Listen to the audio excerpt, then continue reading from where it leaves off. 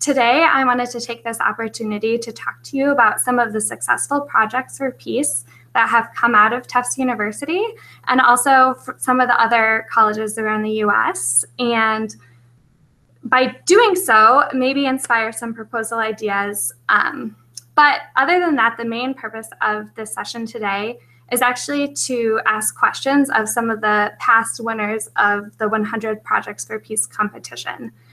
So on the line, you'll see that we have Adam Levy and Casey Beck, who are joining us today. You'll see their little thumbnails down in the corner. And they're here to share a little bit about what their projects were and how they kind of came up with the ideas for their projects, how they implemented them in the summers many years ago, and then what they've been doing in their careers since. And then also they're here to answer questions that you have. So we have a live audience here, and we also are joined with students who are studying abroad or who are viewing this session later over winter break, trying to figure out how to submit their proposals. So hopefully we get to all the questions that you might have. And with that, I will just tell you a little bit about some of the past projects that we've had. So if you go to the Tufts website for 100 Projects for Peace, you can get most of this information really readily available. So you can just Google Tufts 100 Project for Peace and get to this webpage. It talks about what constitutes a peace project, some of the different characteristics that lead to a compelling project, and then the pertinent information about what the deadlines are, how to submit, and then how the selection process happens. Here, you can also look at some of the projects that have been implemented in the past at Tufts University. So we'll start with looking at Shine on the Gambia, which is this amazing project that was implemented by Whitney Cisse in Senegal last year. And you'll see that this is a 2-page proposal. She talked about income, nutrition, and empowerment in the Gambia. Specifically looking at dehydration of fruit, using the fruit from the off-season, using the fruit from when it was really plentiful and would spoil quickly, dehydrating that fruit and then saving it for other times throughout the year. So this is a really awesome project. She worked with some co-leads and Gambian builders that she had already developed a relationship with. And so I would suggest going through looking at some of these projects. You can also find the final reports for all the projects that have been submitted online here. So I'd say you should go through and actually see like what went well, what didn't go well. So when you're submitting your proposal, you can figure out, kind of anticipate some of those challenges that you might find. I think this is so cool. We also, here on the 100 Projects for Peace website, have guidelines for the letter of intent and the partner letter commitment and some resource information that we'll talk about a little later. The Davis 100 Projects for Peace website itself has a ton of examples of past proposals and projects that were successful, and also some questions and answers too. So what I would do if I were you is to just kind of read through all this stuff on the Davis website. These dates are, for Davis's purposes, you want to look at the Tufts dates personally. And then you can go through the projects and see some of the ideas that have been selected in the past. You can sort by country here. You can see a lot of them are actually in the United States too. So if you're interested in doing a domestic project, while neither of our panelists today work domestically specifically, this is going to be a really cool way to get an idea of different projects that have been implemented. This one is like one of my favorites because I'm from Chicago. So I read this report about arts in Chicago, and they actually, the Art Institute of Chicago went into different neighborhoods that experience a lot of tension around race, ethnicity, gentrification, and did an arts project. And so they did trainings and also had full galleries in some of these neighborhoods. So you can see what the proposals were and then also what came of it from the report. So play around on this website. That's my main piece of advice. And so with that, we're going to turn it over to, I can't remember, who did I say I should go first? Casey or Adam? I think you said me, but I don't mind either way. All right. So I am going to turn it over to Casey.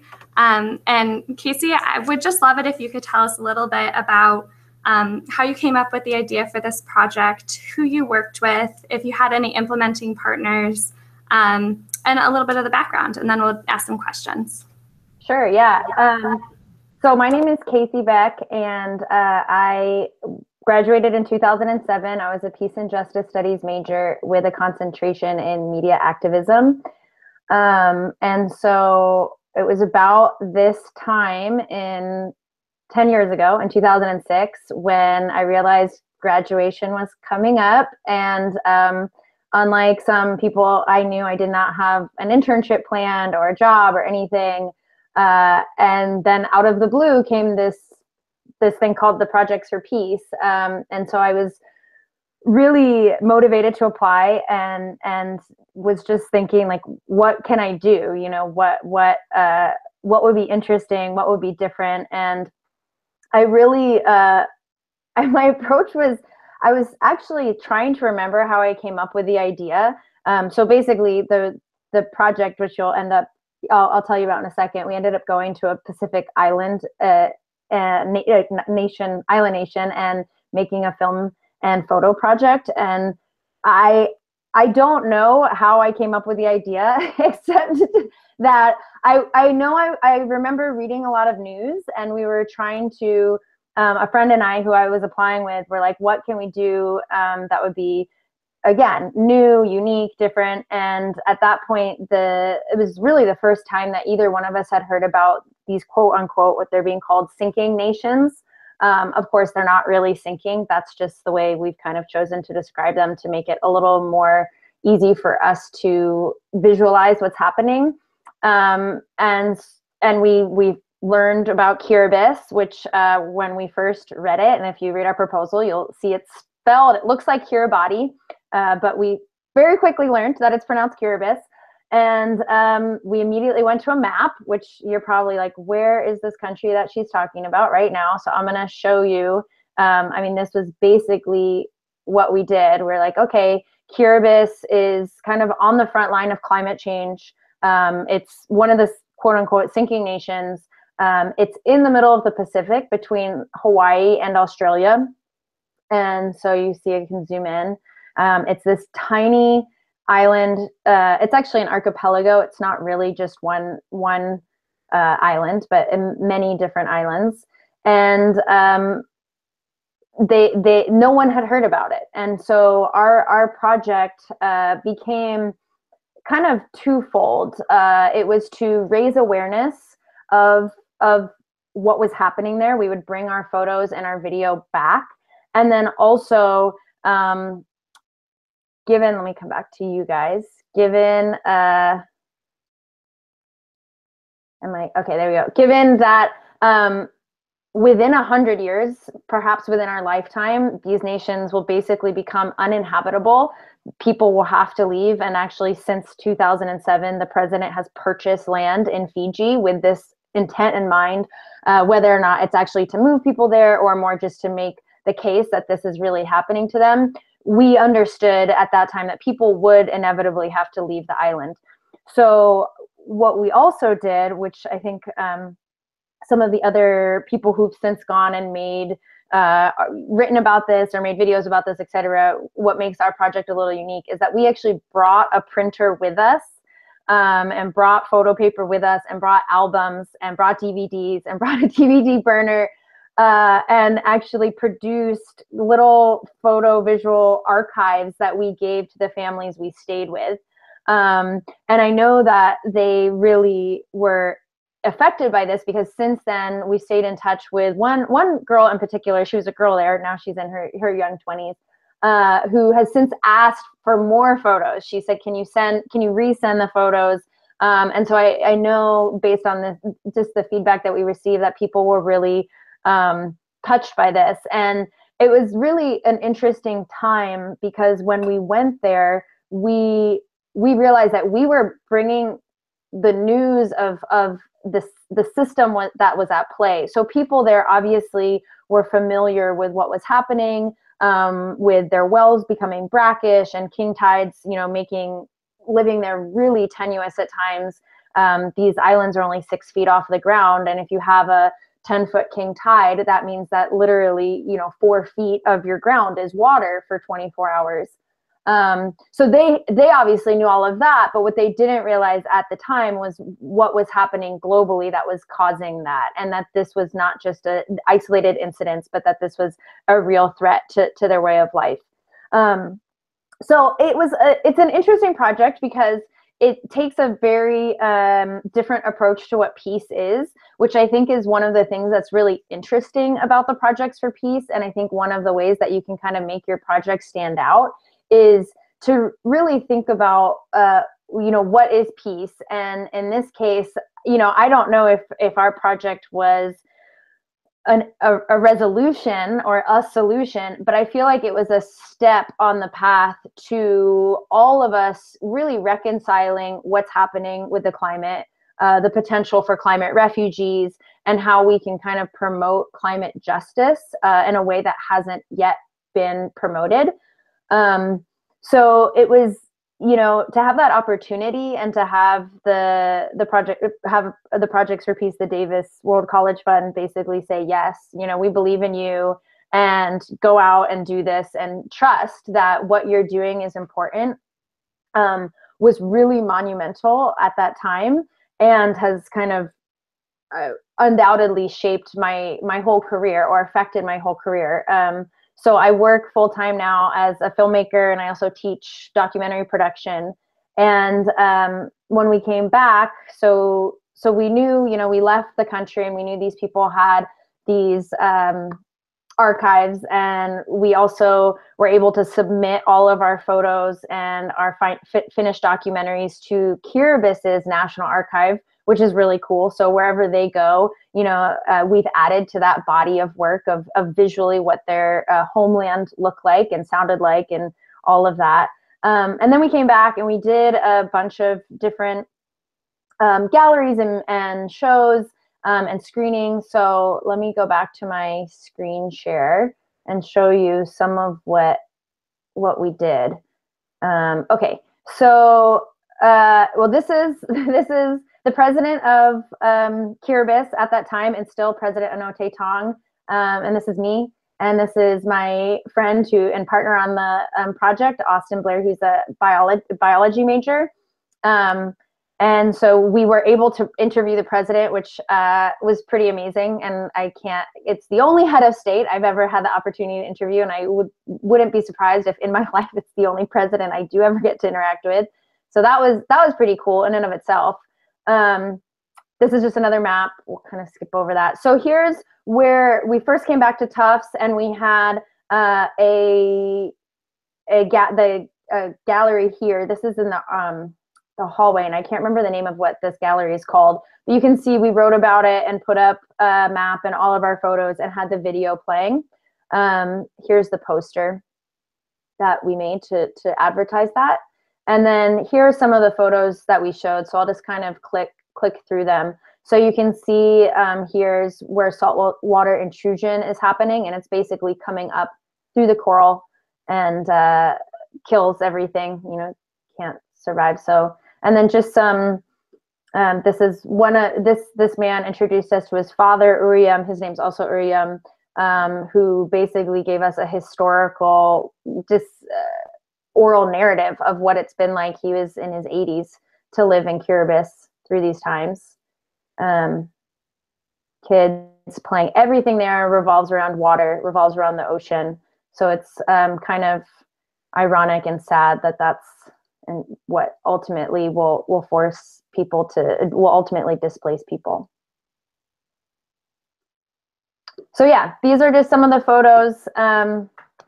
Overall, I mean, it was, like I said, just really instrumental for me as a person, and again, to have that support to be able to do it. I I'm really appreciative of that opportunity, and definitely happy to anything I can do to help someone else have that same opportunity. Awesome. Thank you so much for that introduction, Casey. That was really wonderful. Marissa, do you have any immediate questions, or do we want to save them for the end? I imagine some of the questions will apply to both of you, so maybe it would be best to save them. And I'll look and see online if we have some other questions coming in. And with that, we'll go ahead and hand it over to Adam. Great. Well, first off, it's pretty incredible to be back in Eaton 204. I have fond memories of sitting in those exact chairs about 7 to 10 years ago as well. So it's fun to be back on campus virtually. So I graduated from Tufts in 2008. I was a PJS major, also with an IR minor. So my project also grew out of a desire to figure out what I would do after graduation. My project had 2 other partners, a woman from class of 2008 and a woman from the class of 2007. And we had both taken, all 3 of us had taken a lot of classes in peace and justice and anthropology, thinking about what do you do after conflict? How do you support local reconciliation? And how do you deal with those difficult questions of the future? So our project, which I'll describe, grew out of the classroom, but also out of our past research, talking to faculty at Fletcher, at Tufts, and across Boston. So our project took place in northern Uganda. And I'll give a little context, and then I'll move on to what the project actually accomplished. So in 2007, Uganda was transitioning out of a 22-year civil war. The civil war was characterized by a lot of the use of child soldiers, the government against ethnic groups in the north, the Lord's Resistance Army, paramilitary groups, interventions from Sudan into Uganda. It's a really complicated place.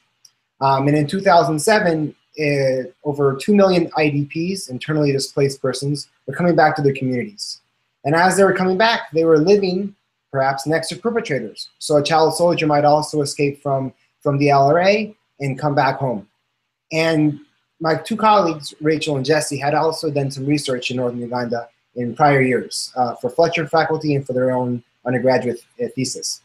And they realized that there was this struggle that was happening between restorative justice, how do you look for ways to rebuild the community and live together and perhaps forgive, to punitive justice, to taking individuals and perhaps putting them in jail for crimes they committed. They also noticed there were tensions between local practices, what did the community want in northern Uganda, and what did the international community want from the United States, the United Nations, and also the capital in Kampala. So there are all these tensions, the local, international, restorative, punitive. And these were the questions we were studying in class. We were thinking about how is this done? And we had case studies how this was done perhaps in former Yugoslavia, in Rwanda, and other parts of the world. So my 2 partners had spent about 2 summers each in northern Uganda. And through their conversations with both religious leaders, with cultural leaders, with politicians, with community members, child soldiers, and whatnot, they realized there wasn't a consensus on how to handle the past and how to go forward in the future. The government had its own perspective, but it often didn't engage with vulnerable communities. So if you're a victim of gender-based violence, do you have a chance to sit down with a local cultural chief or the mayor or the governor and share your perspective? Generally not. So as we designed our Projects for Peace project, we asked ourselves 2 questions. In the context of reconciliation, what does northern Uganda need? And we came up with a huge list, a list that would take generations, and that's the process of reconciliation takes generations. But then we came up with a second list. What can we do? We are recent graduates, we were graduating from Tufts University. We were young, we had big dreams, but realistically we had a smaller set of capabilities. So our task was to match what we could accomplish with what northern Uganda needed. And we identified 2 gaps. We identified a gap of knowledge and a gap of dialogue. And we thought we could work within those 2 spheres. So now I'll describe some of the activities. So in terms of the gap of knowledge, there were a lot of traditional practices that community members have been using for generations, for hundreds of years, for different types of conflict. And the question was, could you use those traditional practices for modern conflict, which involved child soldiers, rape as a tool of war, and other atrocities? So there wasn't a consensus. So we decided that we could work with local organizations to first collect that information, to talk to marginalized communities through our local partners to figure out what they thought. Did they believe that a child soldier should be sent to jail, or should a child soldier undergo a local traditional practice, which would then incorporate them into society? And these questions had not been asked. So we worked with our local partners to conduct focus groups across the North, public opinion, polling, to kind of get a sense of what was happening. But at the same time, there was also profound lack of dialogue. And how could we intervene in that question? So we often organize community conversations, again, with our local partners, and our local partners involve universities, religious leaders. We try to avoid political parties because there's always a lot of nuance and perhaps mixed interests when you involve some political actors for the community dialogues. But of course, they were part of the process because in the end, they were involved in making these decisions. So we also worked on a question of memory. How do you remember the past? And memory is also a very political thing. In the United States, how do we remember our wars? World War I, World War II, Vietnam, Korean War. Those are very politically charged questions. And if you come to Washington, D.C., you'll see our different memorials, and they each have their own narrative. So we were trying to figure out, how do we help communities, let's say a village of 300 people, remember a massacre that happened to them? Because the government might say, yes, in this village, 100 people died and it was terrible. But in reality, perhaps 300 people died, and the government won't acknowledge that truth. So some of our other projects were to work with communities to develop those personal memory books, personal memory memorials, as well as theater and other practices that they could keep for themselves and that they thought were valuable to teach the future generations, whether it's in school or whether it's part of a cultural practice. So those were the kind of our four main activities: gathering information, facilitating dialogue, providing a voice for those who are vulnerable, who don't often have a chance to speak with leadership, and then thinking about memory. And since we also were looking for perhaps jobs after the project, this became actually an NGO. So the NGO called Collaborative Transitions continued this work, and the focus of the NGO, which grew out of the Projects for Peace, was to help community organizations lead those dialogues and continue that work for the years going forward. That NGO closed and ended its work. We believe that there's no point of just sticking around for the sake of sticking around. So after our local partners said, we have a sense of how to carry these conversations on ourselves, we have the trust of community leaders, it's time for us to do the work, we are more than happy to turn over the responsibility to them. So in terms of the impact, I think we didn't have the baggage often of the United Nations or a big international NGO. And I think as students, we have this unique ability to put people at ease in a way that a larger scale political actor might not be able to do so. So we think that we were able to kind of start a conversation and have people trust us with our local partners in ways that other organizations might have had a challenge in doing. And then from a personal perspective, this really launched my international career in conflict resolution. So after graduating from Tufts, I was working in Uganda for this organization for about a year. And then I transitioned to another organization while my two partners continued in Uganda. They looked at international negotiation. I then got my master's, and today I'm working for the Foreign Service as a Foreign Service officer in embassies around the world, hoping to continue this work of peace building and listening. Again, this is often about listening. And I think, as we know, that peace comes from within, and listening gives you a more sustainable way to engage with peace. So I will stop there. I have some ideas on some thoughts I can share in terms of structuring your project, but I'll wait for the questions. Wow, that was awesome. I feel so honored to have a documentarian and a U.S. Foreign Service officer in the room. This is really great opportunity. So thank you both for sharing your experiences. I'll go ahead and get the questions started with something that was submitted to me prior. You both worked with teams when you were submitting your proposal and when you were implementing your project. And it sounds like they might have had different backgrounds, different majors, level of experience from you. So if you could each just tell us how you found teams to submit a proposal with and what you thought the benefits were to working as a team. Do you want to start, Adam? Sure. So my two teammates were from my classes. There was an anthropology class that I took. It was called After Violence with Professor Rosalind Shaw, and my two colleagues came from that class. But they had the local contacts that I didn't have. They had already worked in Northern Uganda. So to me, that was a new environment for me. So when looking for partners, if you're looking for an area that you see a need, finding someone that might have some experience there is definitely an asset. And they each had different strengths. Yeah, so I think it's just important just to think about what their past experiences are and what questions they bring to what skills they bring to the table. Yeah, I would second that, and then also say for me it was important to have someone with complementary experience.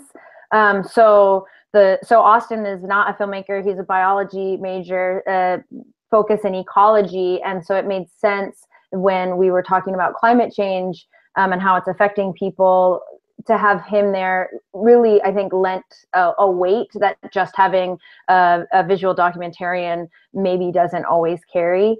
Full transparency, he was my boyfriend. So I think having someone who you're comfortable working with, especially, if you're going to be traveling, makes a lot of sense because, you're going to be in uncomfortable situations. And so knowing who that person is, or knowing that you have the same goal or the same approach or whatever it is important. That's great advice. And I think it's so wonderful that you've been able to continue your career based on this project, both of you. It seems like it's been a really stepping stone from college into what you wanted to do. Adam, having stayed in Uganda, did you work with the same connections and people? Because I was just talking to Whitney, who, with the proposal we looked at, the winner from last year, and she's actually working in the Gambia still as well. So can you talk a little bit more about how the sustainability of 100 projects per piece can continue even after the grant itself has kind of finished its goal? Sure. So I think it comes down to finding the right partner. I know one of the components of the Projects for Peace is to have a letter of support, I think, from a partner organization. So you have to be very careful in choosing a partner that will be able to provide you access, be a resource to you. We first chose a university because we thought that the more of a neutral guise of the university would help us gain trust from our partners. But in the end, our partnerships grew.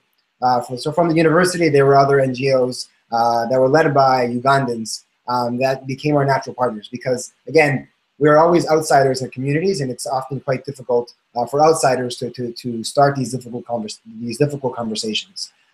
So choosing the right partners and choosing people that will be frank with you and be honest and ping pong back and forth ideas is really important. And I guess that also brings up the point of flexibility. While you have a proposal on paper and you have these goals, whether they'll be lofty goals of bringing peace to Northern Uganda or a bit narrower and creating a memory book, which are both goals of our project, they have to also be flexible in a sense. And your partner will help you adapt to what's going on in the community. By listening, by seeing what community members are saying to you, you can adapt. The memory book wasn't part of our initial project. It grew as we had these conversations. So again, that's just the idea of being flexible, but also not trying to accomplish too much because things will flex a little bit as you get on the ground. Excellent. With that, I'll turn to our live audience before turning to our online audience.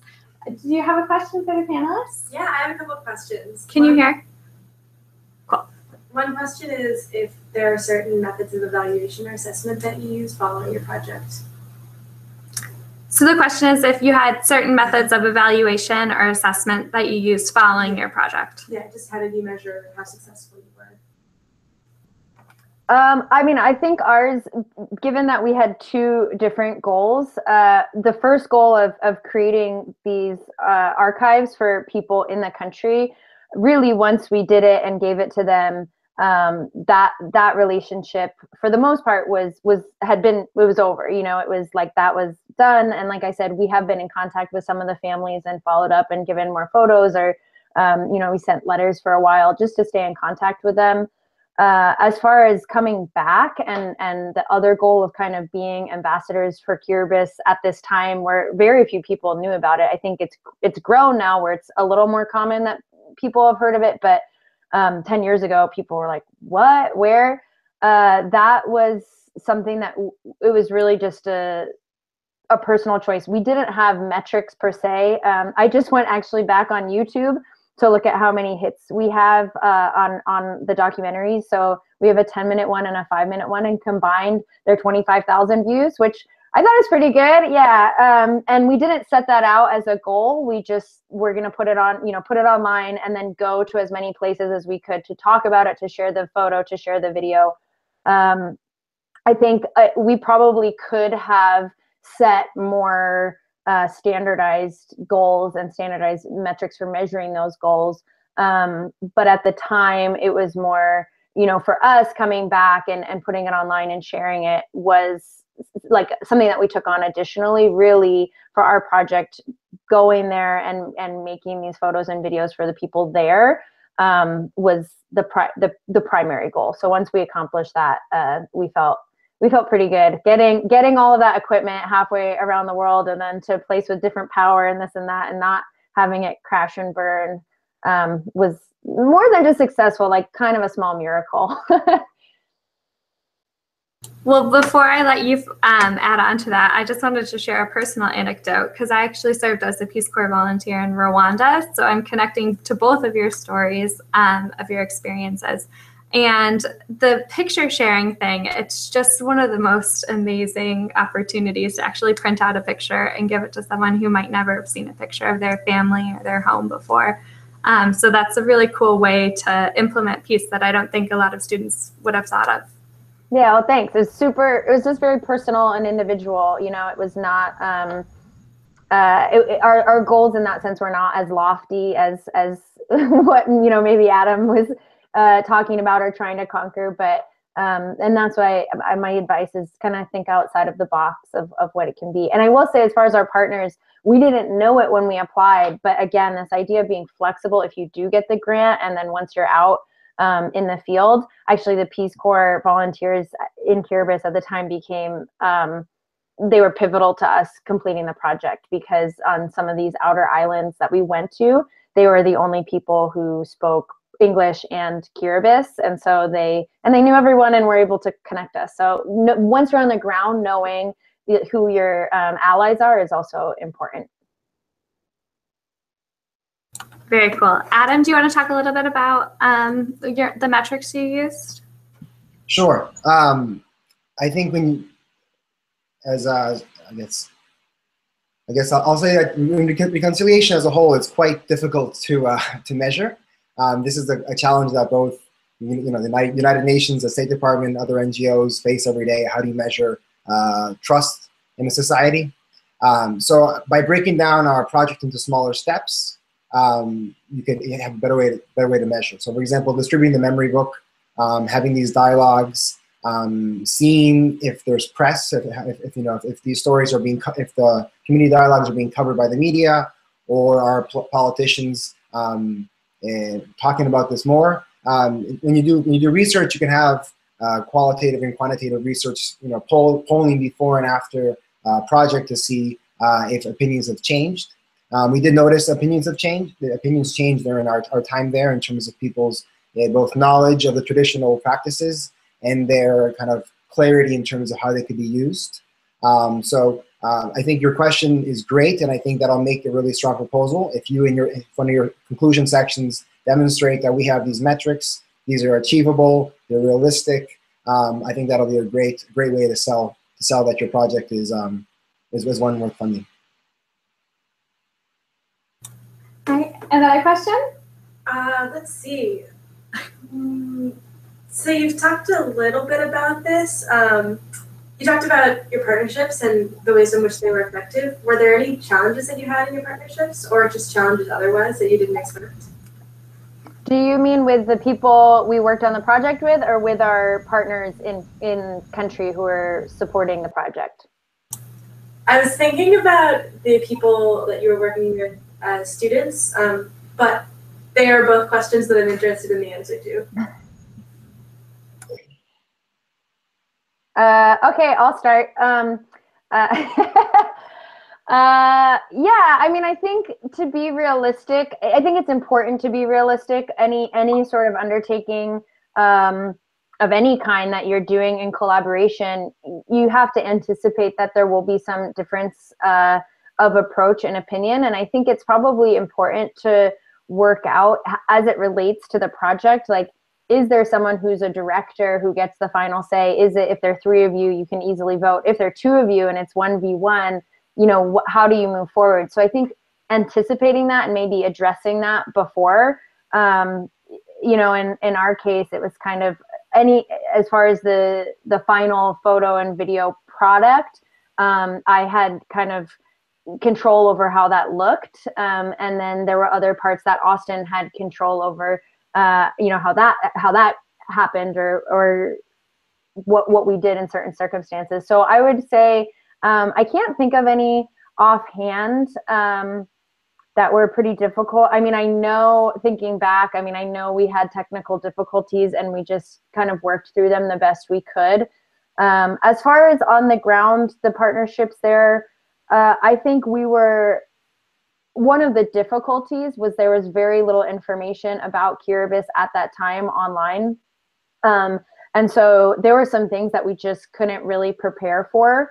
And in hindsight, you know, it would have been better to put more preparation in. So for example, traveling in the country, we knew we wanted to go to different outer islands, which can be anywhere from a 4-hour to 48-hour boat ride away from the main island. And we had no idea before we went. And then weighing the option of plane rides versus a boat ride in our case, or maybe in other cases versus a train, which is safer, which is more expensive, which will work in your budget. So doing as much of that as you can before you go, obviously, so it's in your budget. Or then if you can't do that, being transparent about that, giving maybe $500 or $1,000 for in-country travel, but then really once you get on the ground, speak to the right sources in order to find out how to get to be where you need to be, if it's not apparent right now, you know, if that makes sense.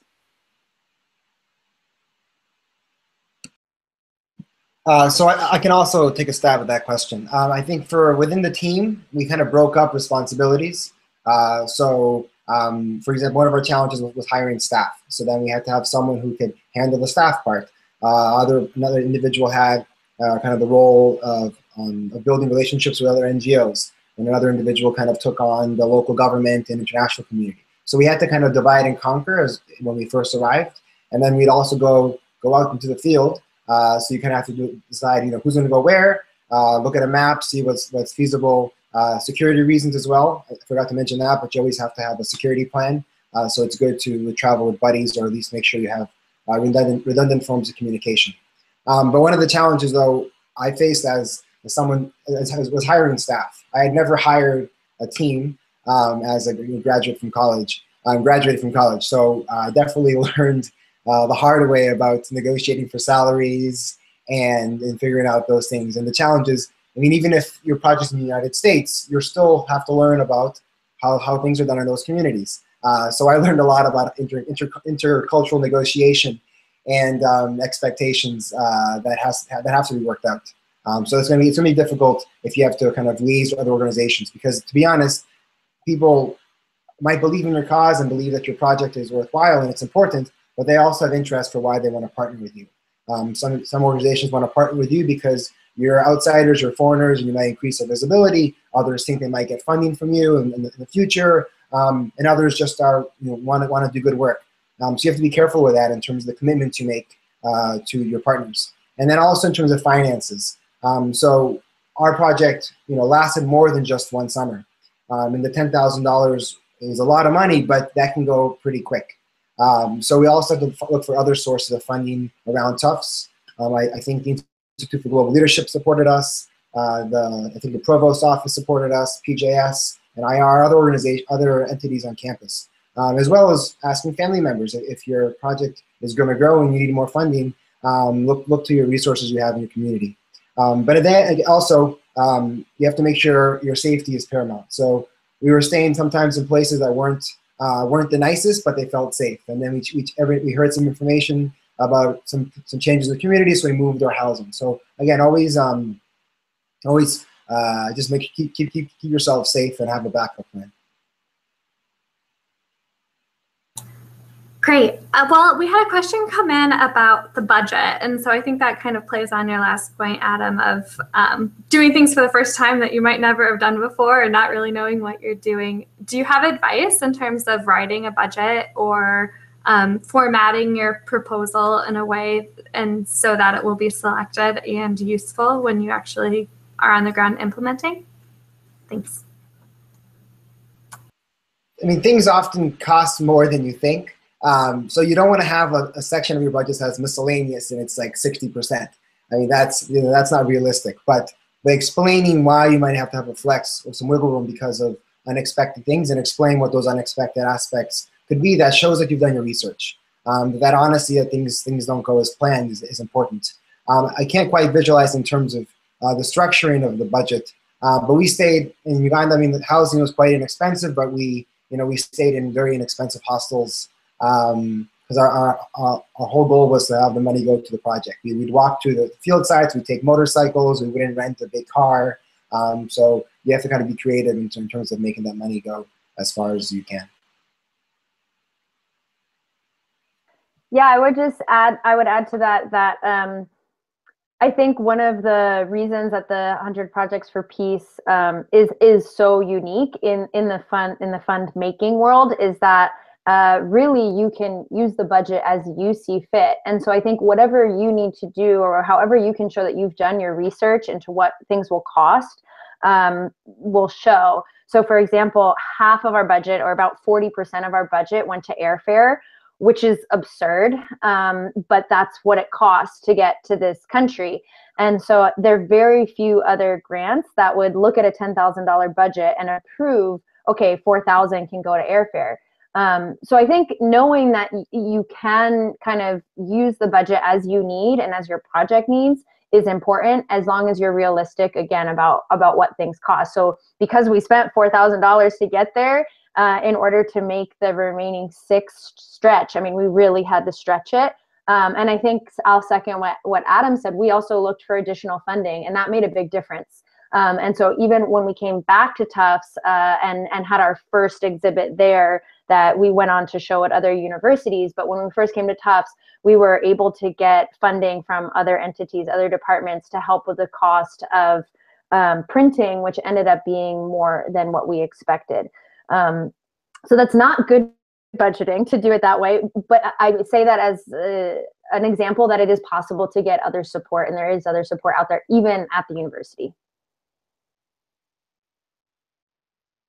All right, well, with that, I will go ahead and show everyone how to find both of your proposals so that they can look over what you've just talked about, as well as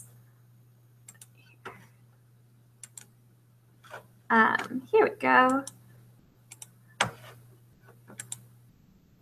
Here, so if you go to the 100 Projects for Peace and the Davis Projects for Peace, you can look through the different projects. We'll go all the way back to 2008, and you can actually go through and look at what Tufts has approved. So if you are wondering how the selection committee, what types of proposals they like here at Tufts University, that's probably a good area to look at. So you can see this is Adam's proposal, 2 pages, and then you can also go back and look at some of the other ones, including, was it 2007? Here we go, the rising tide. So if you want more information about Casey and Adam's projects, I'm sure that they would be willing to answer any specific questions that you guys might have. But hopefully this was a good way to talk a little bit about what makes a successful project for peace and inspire you to think creatively. I think the points on working collaboratively with students across different departments is a really good one. Thinking big picture and small picture, and how peace is kind of broadly defined with 100 Projects for Peace, which gives you a lot of creativity, but also is a challenge in its own sense when you can go to Medford and do a project for peace right next door, or you could go to Kiribati. And so that gives you a lot of flexibility, but hopefully this is a good way to get started. With that, do we have any last questions? Thank you both so much. I really appreciate the opportunity to talk with you. All right. And if either of you wanted to impart some wisdom, something that the questions didn't quite get to, or just thank you again so much for joining. Well, thanks for having us. And I guess my parting advice would be just to think, as you said, creatively, which doesn't necessarily mean it has to be some epic project going across the globe. That worked for me at that time.